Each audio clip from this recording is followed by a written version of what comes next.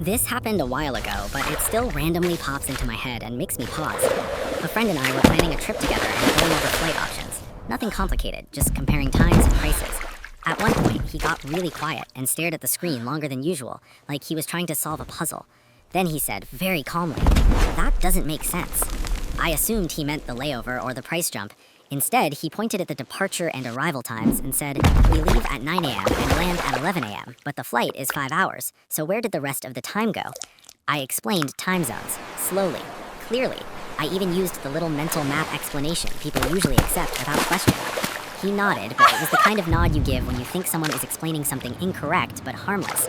Then he said, "I know what time zones are supposed to be, I just don't think they're actually real."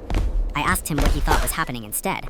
He said airlines just shift the clocks around to make schedules look nicer and to keep people from freaking out about how long travel actually takes. According to him, the plane still takes the same amount of time, so landing earlier or later is just cosmetic math. I asked why people in different countries are asleep at different times. He said because that's what they're used to. There was no sarcasm, no joking. He said all of this with complete confidence, like he was explaining an industry secret everyone else was too naive to notice. At some point, I realized this wasn't an argument I could win because he wasn't confused. He had replaced the explanation with one he liked better. We did end up taking the trip. He showed up to the airport on time, trusted the boarding pass time, and never questioned why the local clocks matched everyone else's.